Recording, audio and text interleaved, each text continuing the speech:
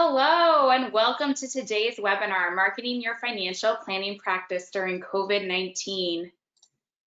My name is Lauren LaFerla and I'm the PR and Content Marketing Manager for Covism. Around the world, normal business operations have been disrupted and it has never been more important to refine your marketing process and tailor your messaging to make sure you're reaching the right audience.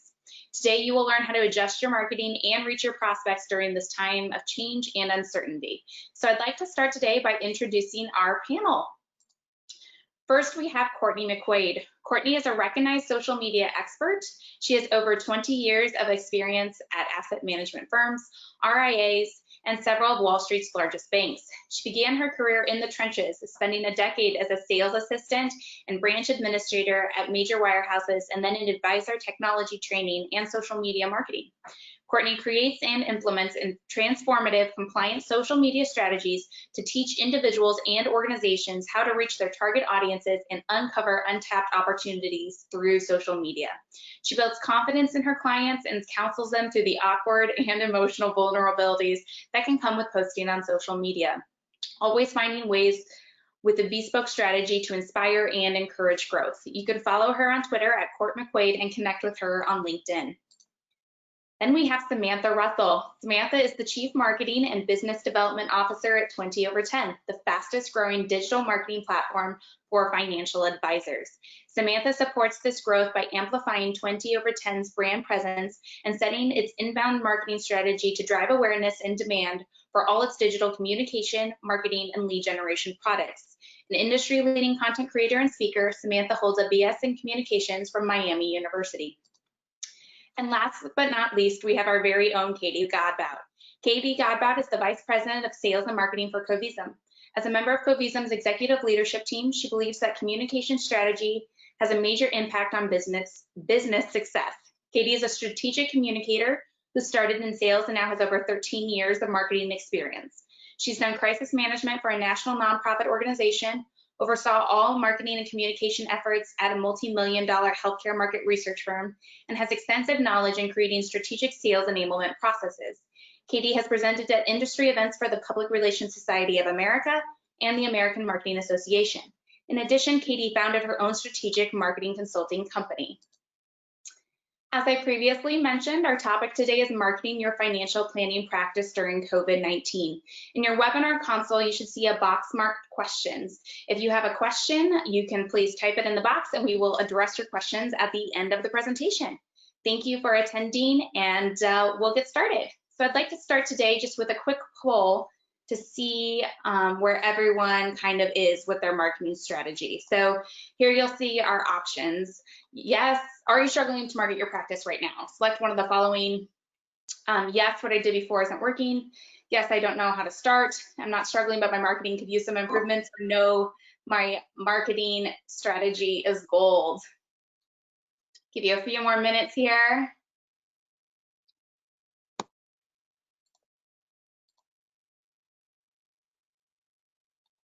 Okay, so we're kind of all over the board here. And you'll notice today that our presenters kind of have a wide variety of tips and tactics no matter where you are in your marketing practice. But it looks like a lot of people, well over 50%, are not struggling, but their marketing could use some improvements. And so we hope to build on that foundation that you currently have here. So our first question is how can the right marketing help advisors attract new prospects or retain clients in this new environment? And Katie, do you want to start with that one? Yeah, I would love to. So this is a question that all industries are struggling with right now. It's not just the financial services industry. Even Covism thinks about this, and I'm sure that 20/10 and Courtney have thought about, like, how do we attract and retain when, you know, the biggest question on everybody's mind isn't, you know, necessarily business related. It might be health related. They might be struggling with things that everything is just different. And so how do you grow through a time when everything just changed? You can't use your typical algorithms. You've got to be able to pivot and flex. Like, all of your old metrics don't necessarily hold true right now. So it makes sense to kind of clear your mind. And one of the things I like to say is, if we could break everything and put it back together, how would it work best? And so what I think that advisors can do right now to help attract prospects and retain clients is really to be helpful. I think that if they can offer suggestions to their clients to say like, hey, I know things are scary right now, build trust with them, make sure that you're communicating and transparent. Gone are the days where it's acceptable, let alone where it could possibly even work, when you try to sugarcoat things and make them seem and appear as though they're better than they are. It's important, I believe, for people to be vulnerable right now for their clients, to say like, yes, I understand that it's scary, and then find a common ground to relate on, to say that, hey, like, I'm doing the same stuff for my own finances. I'm looking at this for my own family or for my dearest friends, and I'm providing you with the same level of attention that I am for myself, my family, my friends. And so I think it's really important to be vulnerable for your clients, not necessarily weak by any means, but vulnerable. Let them know that this is scary for you too. But then build trust and tell them, here's the things that I know that are working. I'm looking into all of these different things for you. Here's where we've got some things that we can play with. Here's some things that we don't want to touch. Explain why you've done the processes that you did in advance and why they're sitting in the positions they're sitting in right now. And then in order to attract new clients, I think really it's just about making sure that you're out there. I feel like, 10 years ago, people would say like the first thing to cut is marketing. And I don't believe that is true right now. And I don't believe that the industry even thinks that. I think the first thing to really hold on to and lean on is marketing, to go back to kind of the basics, make sure that we're communicating regularly, make sure that we're stating the messages that people need to hear, make sure that you're accessible. If your website hasn't been updated since COVID, get on there and just look at it, read the whole thing, pretend you're your clients, pretend you're your prospects, see what it is that you're saying that might make them feel more comfortable. Make sure that the questions that your family and friends are asking, that your clients are asking, are answered on your website. Make sure that you're on a social media platform so that people who are scrolling more than they've ever scrolled before, because there's more like downtime, if you will, in between things as we all work remotely, that they can come across, your information in their news feeds. So that's what I would say really to think about for attracting advisors and attracting new prospects and retaining your current clients. Yeah, that makes a ton of sense and actually lends itself really well into our next question, which I think this is a great one. For you, Courtney, specifically when it comes to social media, should advisors change their typical messaging on social media, and what should those changes look like? Thank you. Yeah, definitely. And I think Katie covered a lot of that. And so I just would like to reinforce what she said. I think that they need to acknowledge, it's important that you acknowledge what's going on right now, soften your tone. And definitely, Katie, I think you're right on about saying, to show your own vulnerability. We're all going through this together, and help ease their pain, help reinforce that you're going to be there to guide them along the way. Money is a very emotional thing for people, and they're scared. They're scared about losing assets as they watch their values go down. They're scared about the health for their family, for themselves. There's a lot of different things going on. So I think softening your tone in your typical messaging, acknowledging what's happening, is really, really important right now. Yeah, that makes a lot of sense. So obviously, there's going to be a lot of advisors out there kind of talking about the same types of things when it comes to, market fluctuation and that kind of thing. So how can advisors really set themselves apart from the other practice down the street through their marketing? And Katie, you want to take a stab at this one? Yeah, for sure. So one of the things that we've touted on a lot of times, and I know that 20 over 10 sometimes will share these in some of their roundups, which I think is pretty cool. But we've got a client persona development guide that I think targeting is something that's been hard for advisors as an industry for the financial services. When we're looking to grow, a lot of times people think to cast a wider net will get them more fish. And really, if we can hyper focus and target, then we're all more efficient and we're more effective. And so I think targeting messaging, narrowing their market is really important. And something that I know is commonplace for us marketers, but really think about the consumer decision-making process. We call it the buyer's journey, if you will. But think about awareness, consideration, and decision, and then create content for each stage in that buying process. So as consumers are looking for help with their money, you know, what part of that stage are they in? Are they just now thinking about it for the first time since there's been so much in the news about a down market? Like if they're just now starting to think about it, you know, make sure that you're in that awareness. Like what are some of the first questions they're asking and answer those, and so forth for consideration and decision. And then optimizing your website. I know that Samantha can talk more about this because that's what they do. But I think that making sure that there is, you know, some concerted effort on trying to optimize it. Like even if they don't optimize every single page and get super technical about it, just spending a little bit of time there, doing some blogging, doing some social media marketing, and then just making sure that it's easy for consumers who are most like your favorite clients to choose you. Make it easy to choose you. Don't have consumers jumping through hoops. Be where they are, answer the questions they're asking, be ready for what part of the buyer's journey they're in. Yeah, those are great points. It's easier to market just to your target audience than to try to be everything to everybody. Samantha, did you want to add anything in there about your website and how to go about making sure that you are optimizing?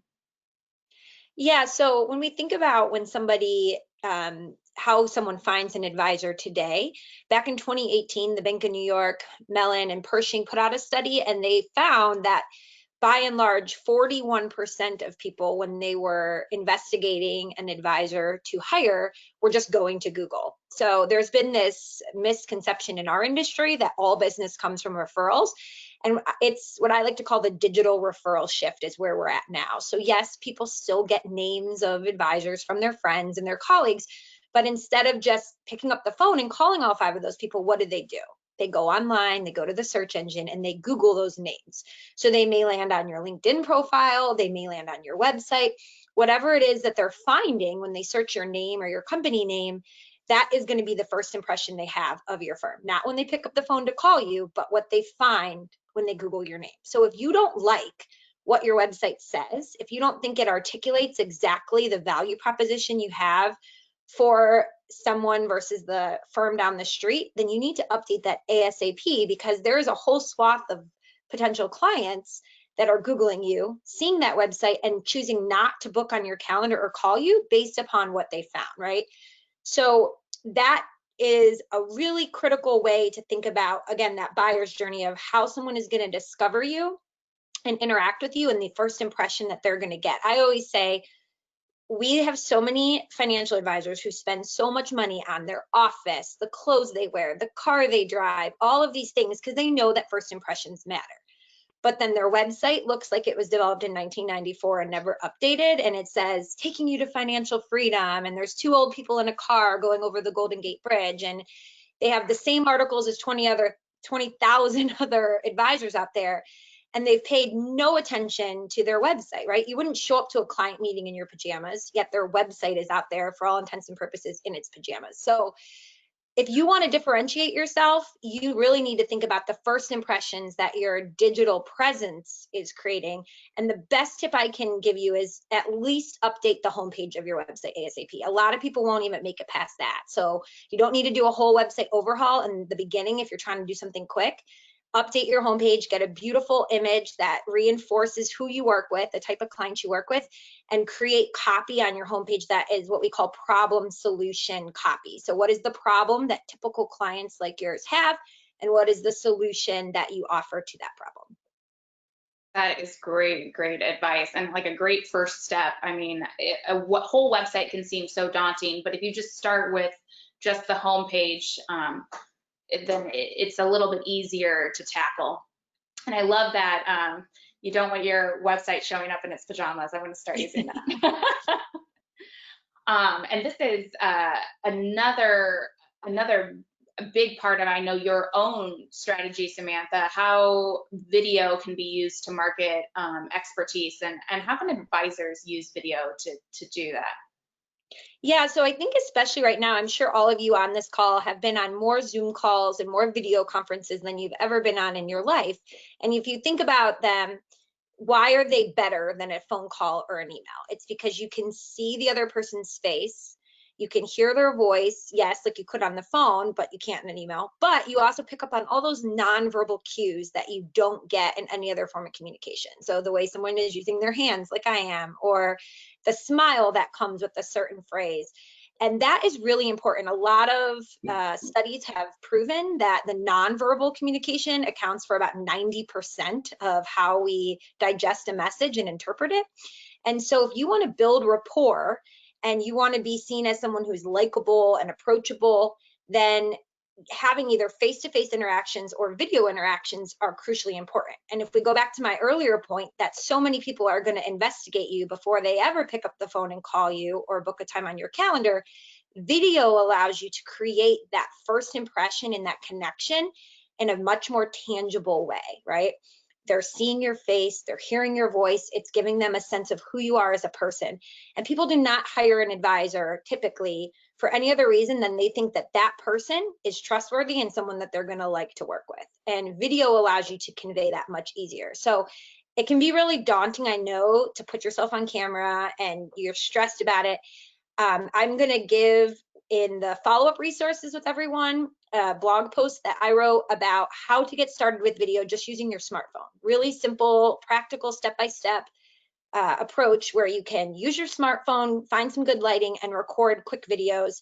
And the difference between the videos you want to record for your website versus what you'd want to put on social media or your blog, because they are different. So you'll want to have multiple kinds of video that you use in marketing.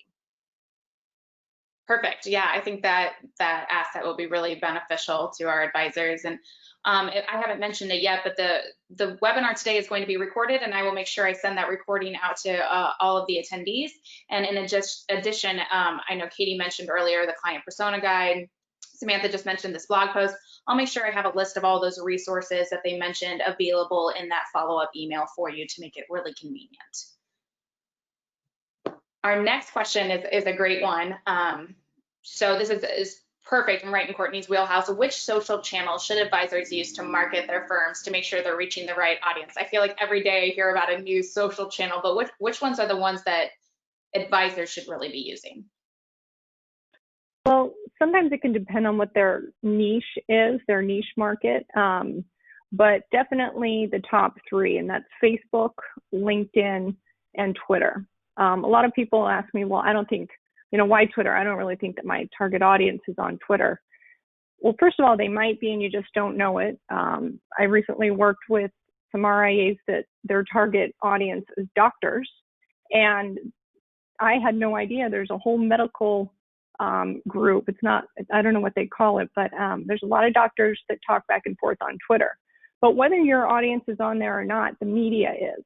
So if you want to increase your chances of getting quoted in a media publication, get onto Twitter, start interacting with the various media publications and the reporters, share their posts, comment on their posts, and it's a great way to help you get featured. LinkedIn, I think, is obvious. It's very business centric. It's where you can talk to other business professionals, again, depending upon your niche. Excuse me. And Facebook. Facebook is a great way to reach a very wide audience. It's like the OG of social media, right? My mom's 76 and she is on Facebook like it's her job, and she knows how to post videos and photos. So your audience is going to be on there. It's also a way that you can catch them when they're in a relaxed mode, because I think most people look at Facebook more for fun. So if you are targeting maybe a senior leadership person and you're posting on Facebook, they might be in a more relaxed environment and actually take the time to look and read your posts and your information. Another way to use it besides posting on a Facebook business page would be to actually connect with your clients on Facebook. And I've had a lot of people say, well, I don't really feel comfortable, it's private. And I always tell them, You don't want to post anything on social media, Facebook, or anything that you don't feel comfortable with being on the front page of the Wall Street Journal. I don't care how tight you have your privacy settings locked in, just don't. And so you think about what you talk about with your clients in a meeting. Maybe you talk about where you've gone on summer vacation. Maybe they're talking about retirement or the kids or the grandkids or trips that you've been on. Facebook can give you that opportunity to share those same things that you would in a meeting digitally, but to a mass audience. It also, in turn, can help you learn more about your clients. I had one advisor tell me that it was through Facebook she found out that one of her clients' dogs passed away. And that's not something you ever get a call from your client about to tell you.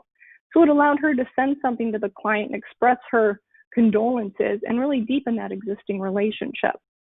And then Instagram. You may or may not think your clients are on Instagram. They might not be, but I bet their children are. And there's going to be the generation of wealth transfer at some point. So definitely consider Instagram. And then no matter what the platform is, I always suggest save your name and your company name on every single platform possible. Even if you don't think you're ever going to be on TikTok or Pinterest or Snapchat, just save your name and your company name because you don't want anybody else to get it. That's great advice. Great advice. The longer you wait, the more likely that is to be snapped up, and you might as well grab it while you can. If I could just say one follow-up thing to that too, while you're claiming them all, in the about section for each, make sure you put a link back to your firm's website. So that will create a backlink. Oh, great idea. Social channel to your website. And backlinks are a really important part of SEO, search engine optimization for your website. It can be something that's very difficult for advisors to earn. Earning backlinks can be difficult, but claiming those social profiles and creating that link from each of them to your website is a really easy low-hanging fruit way to do it. So make sure you add that to each platform as well. Great addition. Absolutely. Katie, I think this is a great one for you to tackle. What are some of the helpful tactics and techniques that advisors can use to market your practice right now? I know we've touched on a few of them.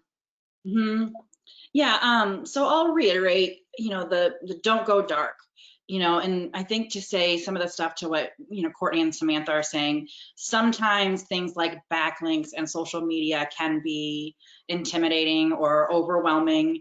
And now's a real great time to play and try that stuff. So I think that some of the tactics might be to pick something. So if we roll through, let's say the three of us together have 75 tips and tricks over the next hour, pick one and start with it. So if it's your homepage, if it's to start a Facebook page, if it's to just go claim all of the social platforms, just pick something and do it. And then commit to it. It's like working out. It's like eating healthy. It's like any of the other things that you do for improvement. You've got to commit and you've got to be consistent about it. And I think another really important thing is don't give up too soon.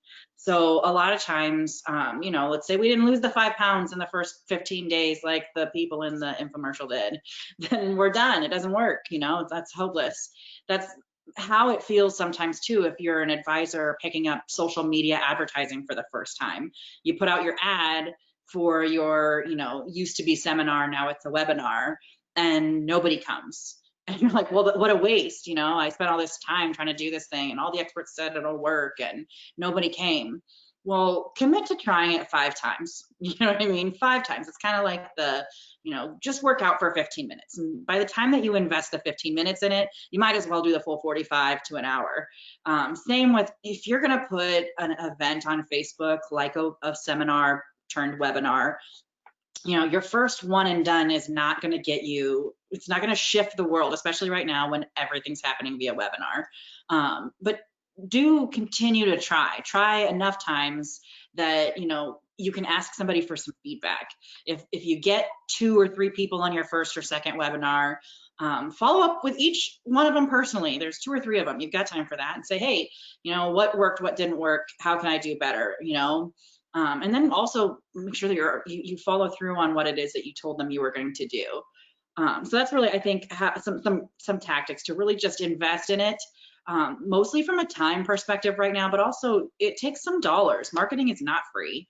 There are some free things you can do, but you know, if you're doing a $5 ad on Facebook and nobody shows up, like really, how mad can you be about it? Like if you're switching from direct mail to digital marketing, you know, at least invest the same amount you would in direct mail into digital marketing so that you can see some of those results come through. So I think that's kind of where I would start is any of the tactics that we've got, pick one, invest in it, time and money. Love that. Oh, I am dying to hear the answer to this one. Okay, Courtney, this is perfect, right in your wheelhouse. How do I go about writing a strong social post? And I'm sure it differs depending on the actual social media channel as well. Yeah, definitely. It can vary a little bit, but I think that the key thing I try to always remember is you only have the first few words to really catch an advisor's or catch people's attention.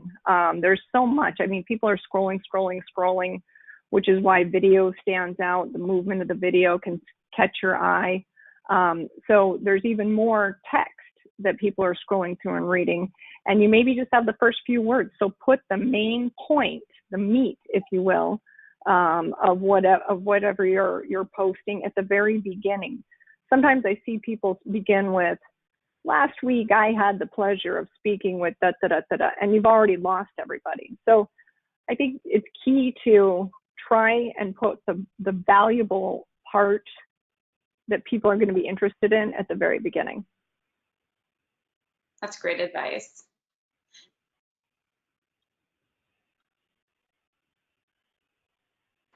Samantha, if you want to tackle this one, what are the key components to an advisor website that works? I know we already talked a little bit about that, but is there anything you can elaborate on? I can expand upon that. We actually, it's like a 7-point checklist that we do. So I'm going to go through them, but again, I'll give you the resource. And for those of you that are doing webinars, we keep saying we have these resources. We'll email you a tip on that because we host webinars all the time, every month. Is that you want to, if you do host a webinar or an event, create a list of all the resources and send that to people. That's an incentive for them to sign up, that they're going to get these great checklists or guides or resources after the fact too, that they can go back and go through in more depth. So the 7 key components is, number 1, we already talked about it, write your copy in a problem solution format. Again, going back to the earlier point Courtney was making, you don't have a lot of time to catch people. We call it the 5-second test. Does your website pass the 5-second test? If someone can't tell within 5 seconds who you are, what you do, and the value that you provide, they're going to leave. They need to know that immediately. So put that up front. Something like, we provide financial planning for time-strapped tech executives in San Francisco, right? Boom, boom, boom. We've said who we are, what we do, and what the value prop is, all right there in one sentence. So problem, solution, copy focus. The second thing is being niche. You have to have it, or I'm sorry, being niche focused. You have to have a niche. If you're too much of a generalist, you're not going to be able to say what you do in one sentence. So you're going to have to create a much more specialized niche to have a website that converts, or you're going to have multiple websites. So those are your 2 choices, and either one is fine, but that's the way you have to go about it. The third thing is, the most visited pages of advisor websites are the homepage, the about or the team page, whatever you call it, and then the contact page. So the second most visited page most people are going to, sorry, was someone trying to say something?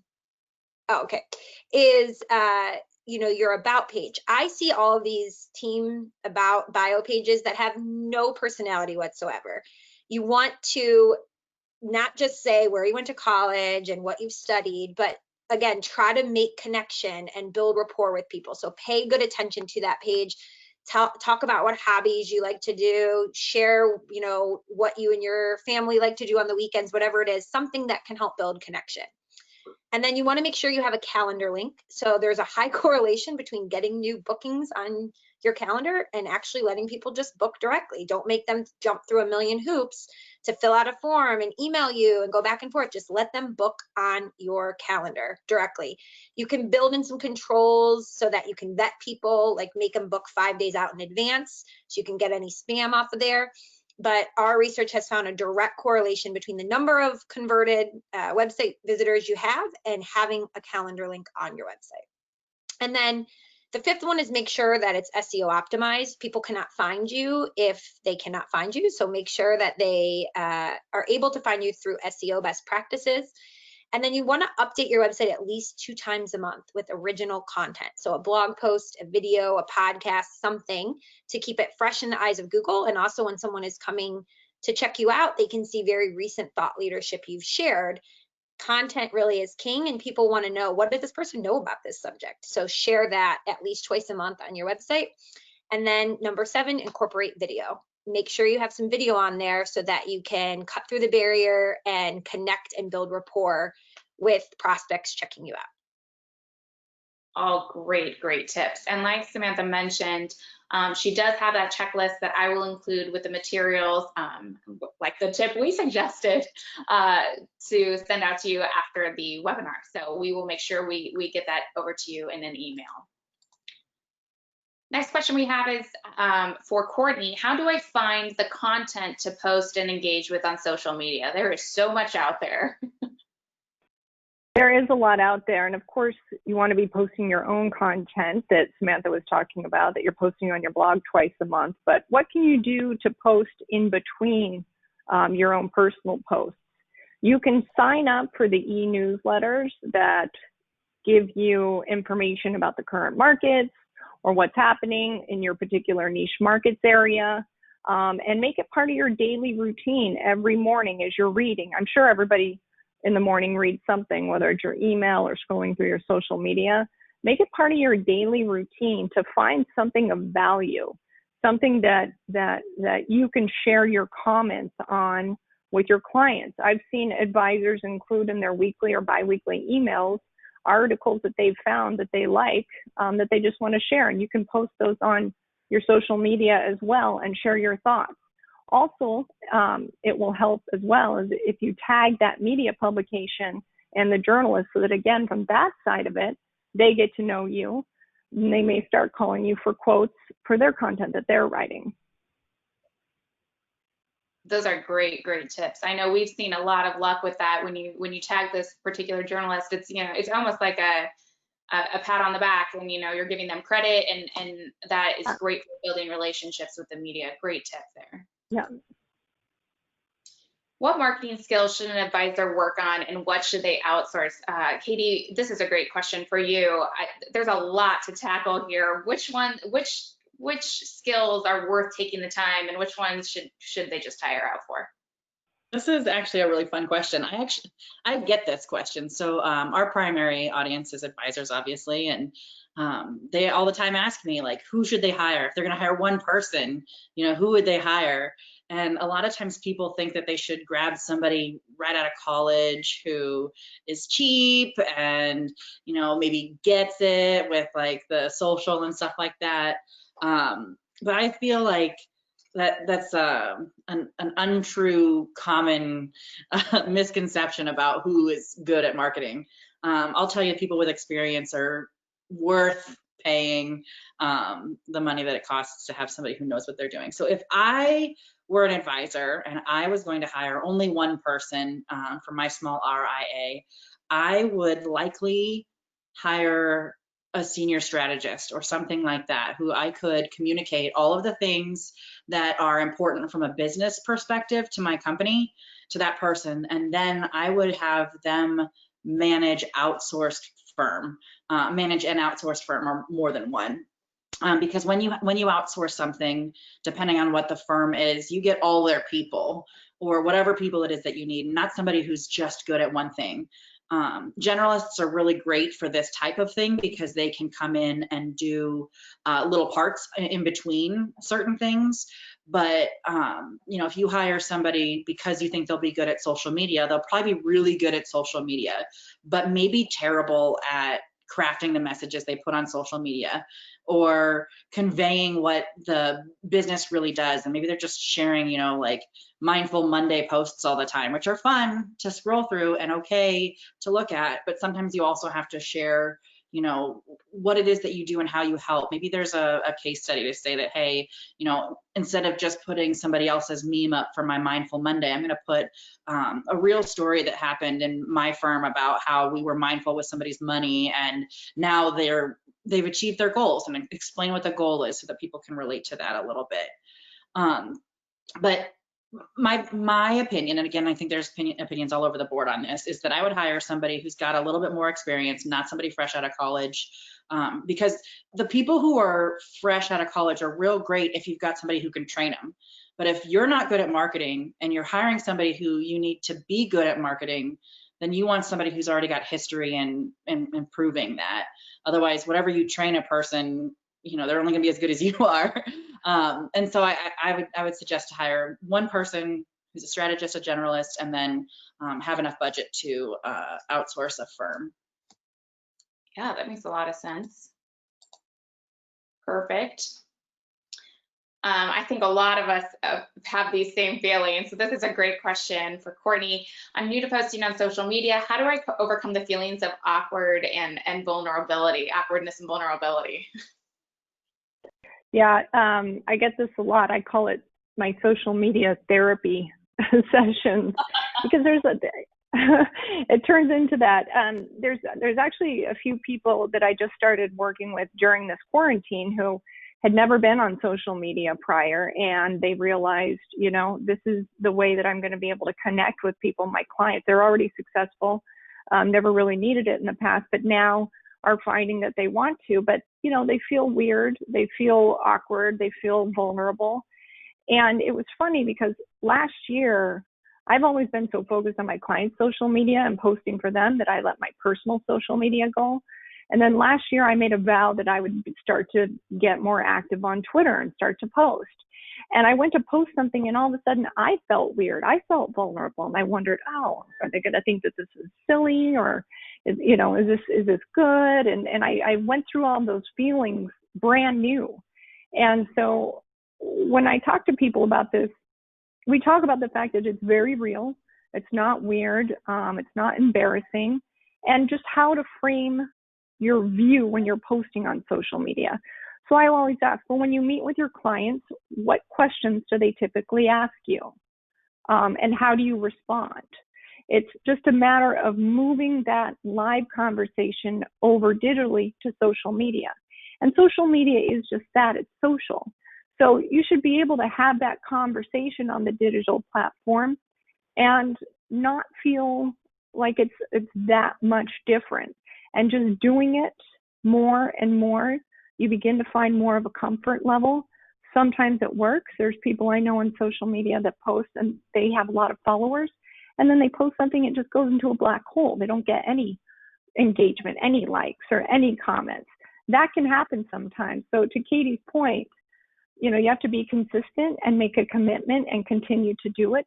And then one day something will happen, you'll feel a switch, and you'll feel more comfortable with your posting on social media. But you have to be consistent and committed and keep trying.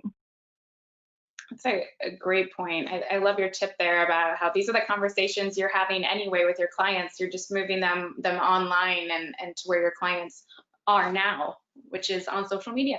That makes a ton of sense. What about budget? How much should advisors be spending on marketing during the pandemic? This is a great question for Samantha, I think. How much should advisors be spending right now? Yeah, so there's been much research done to show that the typical advisory firm is spending about 1% to 2% of their revenue on marketing, which is very, very, very little. And I always like to think, you know, sometimes people will come to work with us and they'll say, you know, I'm really focused on growing. I want to grow. And they're like, that's all they keep telling us.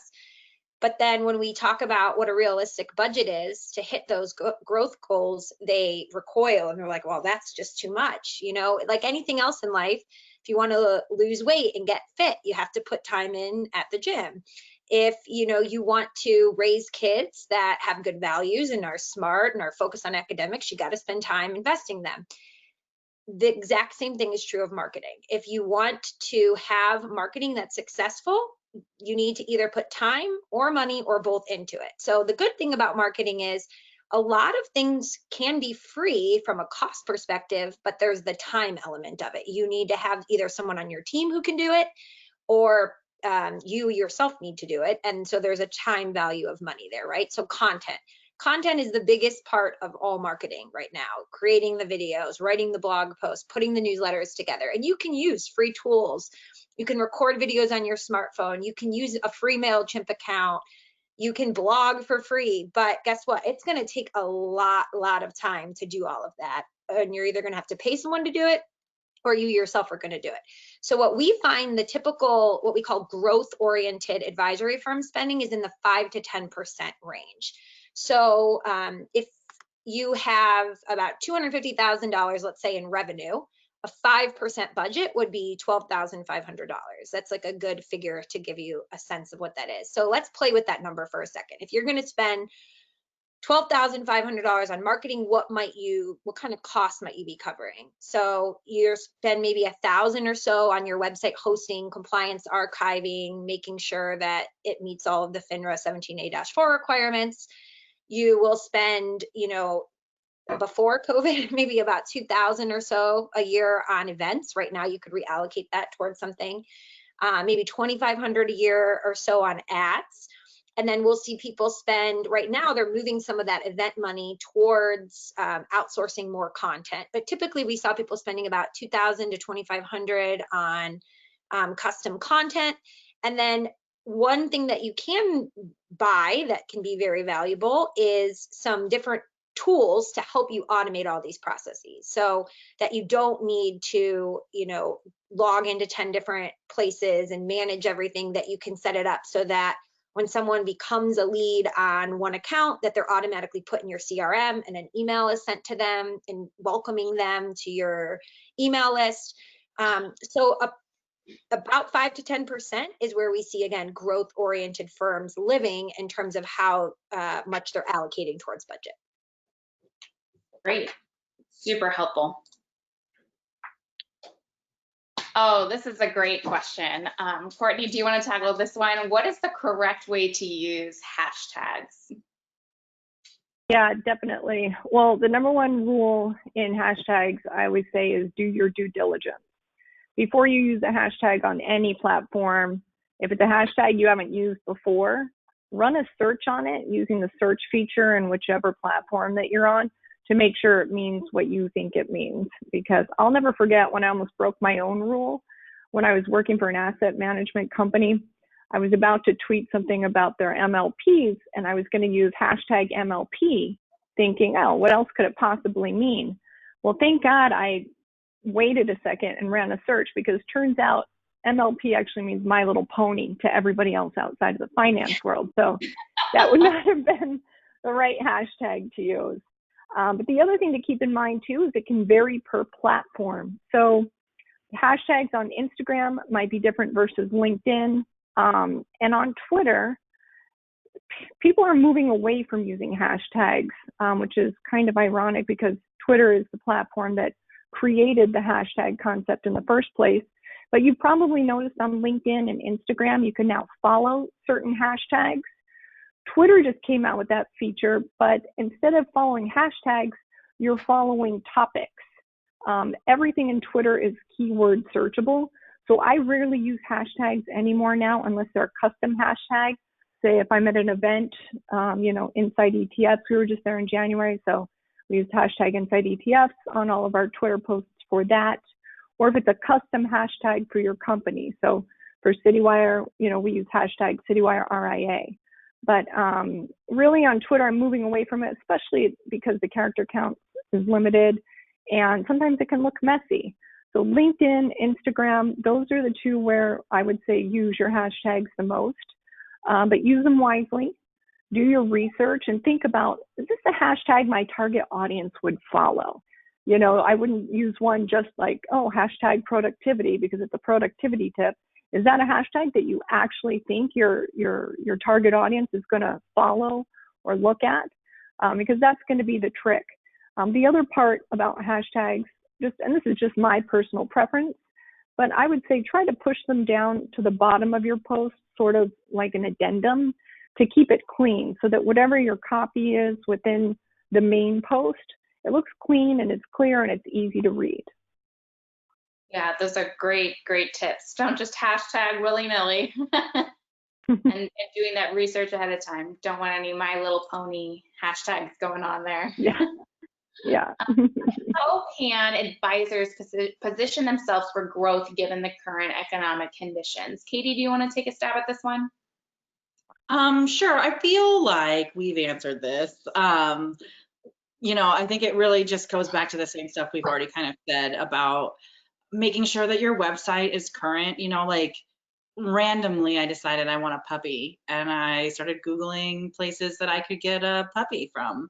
And one of their websites hadn't been updated since 2017.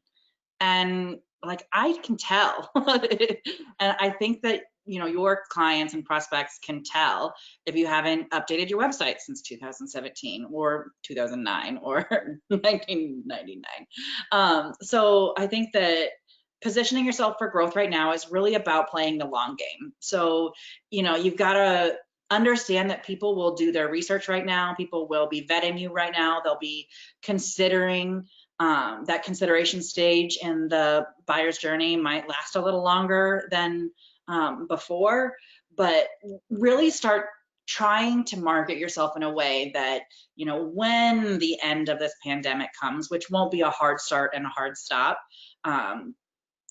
when that comes, that's when people will start to choose, when people start spending more money again. So if you can think about, what will it take for your prospects and your favorite clients to be able to choose you when this is all over, and then play the whole time span between now and the end of COVID.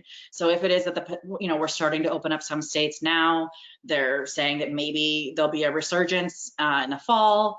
Start thinking about kind of some of those timelines in there. So if there's going to be a resurgence in the fall, how can you capture some audience between now and then before it is that everybody's back on lockdown?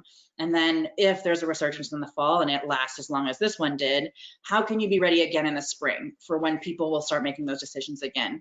Spend a little time on your strategy, spend a little time doing some research, look at your business strategy from a marketer's perspective. Say, hey, if this is what it is that my business is supposed to do, what marketing objectives and tactics can I add to my business strategy, because marketing is part of your business strategy, to be able to achieve those ultimate goals. Take this time right now to really invest in your own business from a thought standpoint. Like, even if you're like Samantha and I, and you do it between 10 p.m. and 2 a.m. when your kids are asleep, because that's when it works for you. Let your mind kind of dig into some of those bigger issues, and don't just follow the status quo. I can tell you one of the things that we're looking at from a business perspective is, where will people be afterwards? And then where can we go that they're not necessarily already swamped?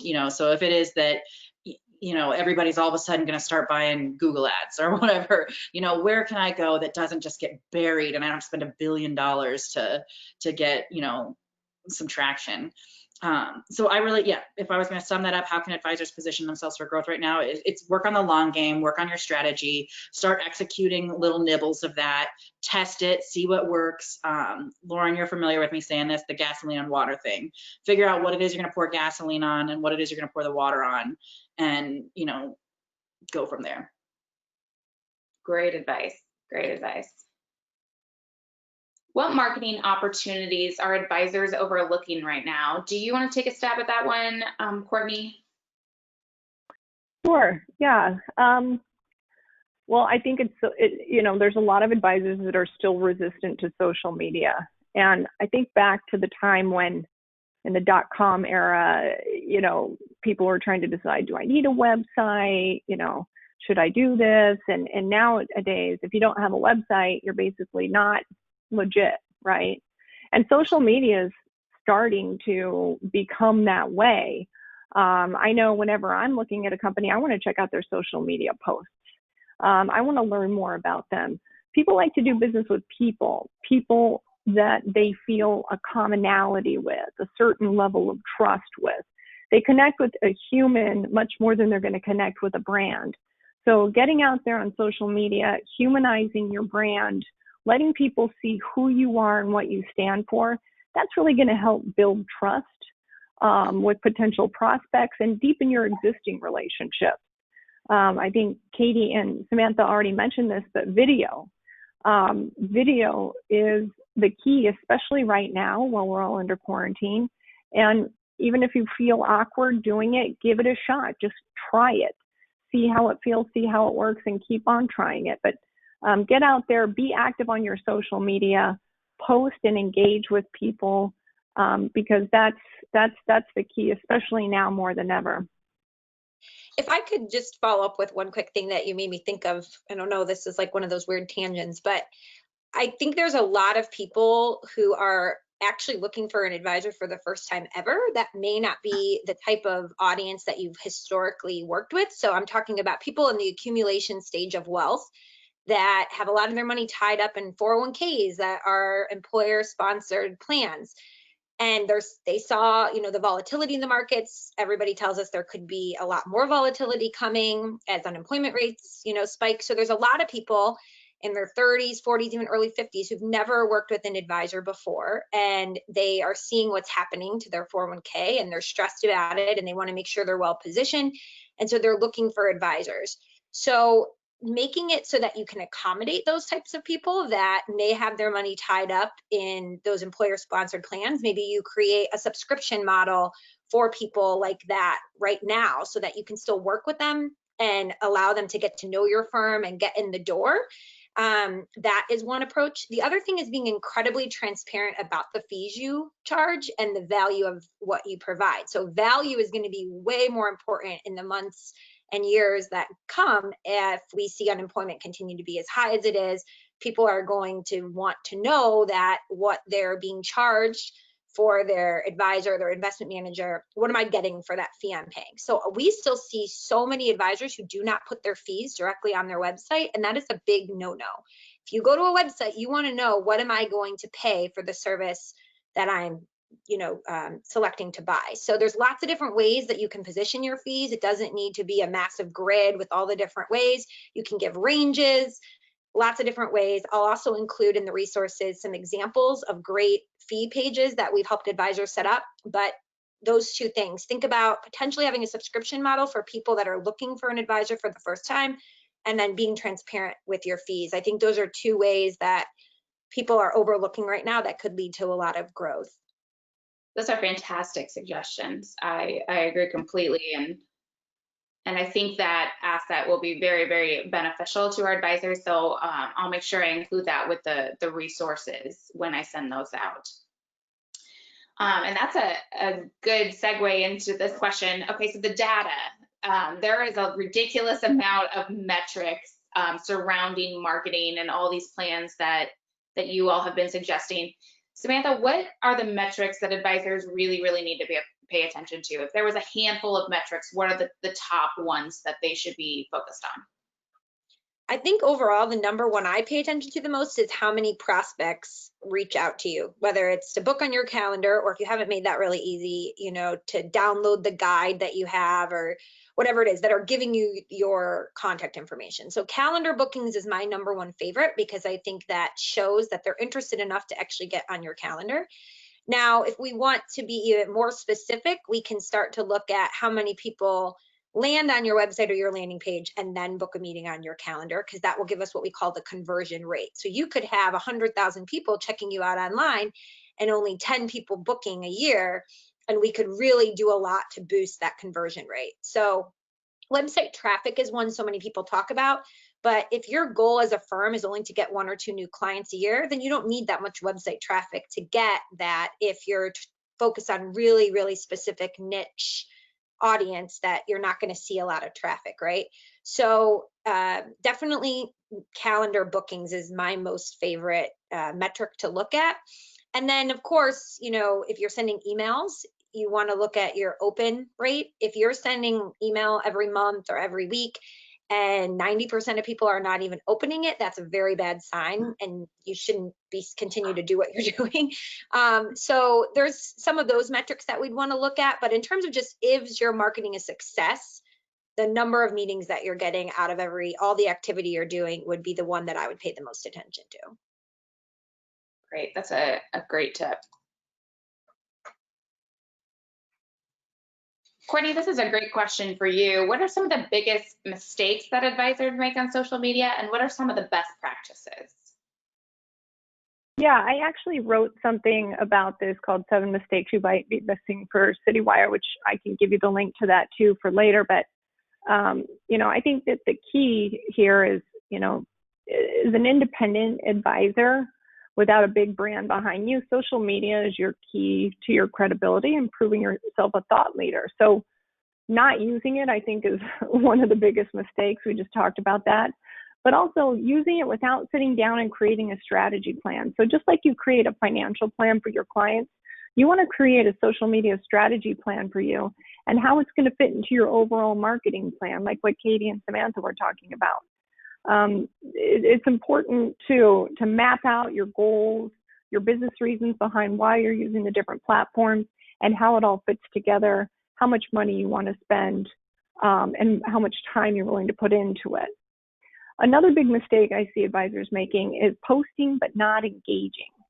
So it's great if you make all of these plans and you create this valuable content and you create your social channels and you post, but then you just walk away. That's not going to help. It's really important that you go in and actually engage with people, especially if somebody actually clicks and comments on your post. You want to engage in that conversation with them. You also want to scroll through your home feed and engage and comment on other people's posts. So not engaging is another big mistake I see. Another is don't let your bios go stale on any of your profiles, whether it's your company social media profile or your personal profile. What I do is I set a reminder for every new year, as I'm preparing for all the things I do in the new year, taxes and that sort of thing, is review all of my social profiles bios, especially your LinkedIn profile, because if people are Googling you, by default, more often than not, your LinkedIn profile will come up and it becomes sort of your personal website of sorts. So you want it to look good, just like Samantha was talking about with your website. Definitely the same with your LinkedIn profile. Don't let your headshot get old. Keep it updated every 2 to 3 years, and make sure that everything's accurate and up to date. Another mistake I see people making is when they post on social media, but they don't use a corresponding image. And that goes back to what we were talking about before. There's just a deluge of information. So how do you cut through it and stand out? Well, if you're not going to use video, and you probably can't use video on every single post, just make sure that you have an image that can visually tell the story of whatever message you want to get out there. Images are so important. And another really big one is if, you're taking all the time to build out your social media profiles, to build content and to promote it, then add those social media widgets to your website, add them to your email signatures, add them in your email campaigns, and at the bottom, encourage people to connect and follow with you on social media. Don't go to all of that work and then not cross-promote amongst your other marketing. Those are great, great tips. And I know we're running low on time here, and I want to make sure that we get to all of your questions. So I see there's a few here in the box. We'll go ahead and tackle a few of these. If you have any others, feel free to dump them in there and we'll take a look. First question is, what firm is Samantha with and what is her contact information? Samantha? Yes, so the firm that I work with is 20over10, and it's all spelled out TWENTYOVERTEN.com. I'll put that in the chat box actually right now for all of you, a link to it. And you can go to 20over10.com and schedule a one-on-one with my team. There's a button right on the homepage, just like I was advising all of you to book on our calendar. And so that would be the best place to do that. And we offer both website help and setup as well as a back-end CMS, so content management system platform. I know we talked here about where can I find good content. We also offer ghost written content that you can use for your blog, for your social media, automation tools to help you post to social media and send out emails. So lots of great tools, as well as the staff up front to help you get set up with them. Perfect, perfect. And 20over10 is awesome. I greatly recommend you reach out to them or take a look at their website. Are you recording this to distribute? Yes, we are recording this webinar, and in addition to sending the webinar recording, I'm going to get all the materials we've mentioned, and I'm going to make sure I include those in the email. I'll also include everyone's information about how you can connect with them on social media, since we've been talking so much about it, and make sure I have all of this in one place for you. So look for an email within the next few days. How do we approach marketing around COVID? Do we hit it head on and mention it? I'm concerned that it feels almost predatory to speak directly about the pandemic. That is a very, very good question, and actually probably a great question for Katie, who has a background in crisis management. Katie, you want to tackle that? I sure do. Will you read the question one more time? Because I feel like there's kind of two parts in there. I want to address both of them. Of course. How do we approach marketing around COVID? Do we hit it head on and mention it? I'm concerned it feels predatory to speak about the pandemic. It can be predatory. So like the good like litmus test for how yes, you should speak about it. But no, you shouldn't speak about it in a way that makes you feel gross. Like if you feel gross, it's wrong. That test is like the easiest test ever. So, you know, there's lots and lots and lots of email coming out saying that like, oh, hey, COVID, so now you need this. You know, that's not that's not why anybody needs you. It has nothing to do with the pandemic that anybody needs you. It makes it more apparent. But the fact remains that, you know, you're a financial advisor who provides help to people with their money, and you did that before COVID. And so, you know, putting the COVID veil over your messaging makes sense and it's logical, but changing and pivoting entirely to being a financial advisor who does advice during COVID, that's kind of gross and doesn't make sense. So I think, you know, you've got to put it through that litmus test of like, does this make sense to do here and now? Does it make me feel bad? Would my mother be ashamed of me? You know what I mean? Kind of a thing, because you need to sprinkle it in. You can't pretend it doesn't exist as well. It's like an elephant in the room. You know, you have to address it, but you don't want to look like you're using it for your own self-benefit, because that's a shisty thing to do. You don't want to be the kind of person who's like, hey, I'm swimming through my room full of gold while all my clients are, you know, scraping together their money.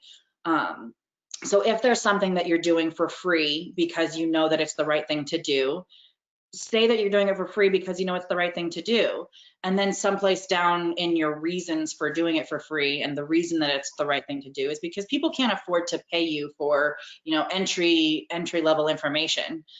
So if you're gonna, you know, one of the things that we've been talking about and conducting are on-demand webinars about, you know, like taxes and retirement, let's say. So if you're going to provide an on-demand webinar, provide it for free, and, you know, don't make people pay for information that's valuable right now. So if you can provide free information, do that.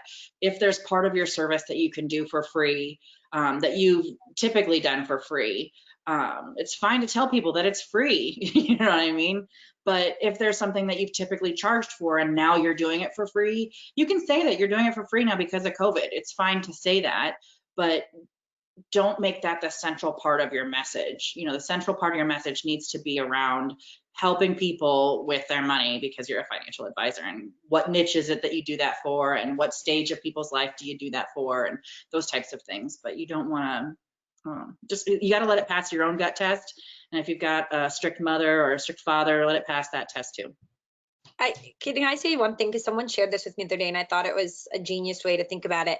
They said, you know, if you're an appliance repairman and all of these people are at home and they're cooking all the time right now, nobody would feel guilty taking more business from people who need their fridge and their stove because they're at home all the time cooking.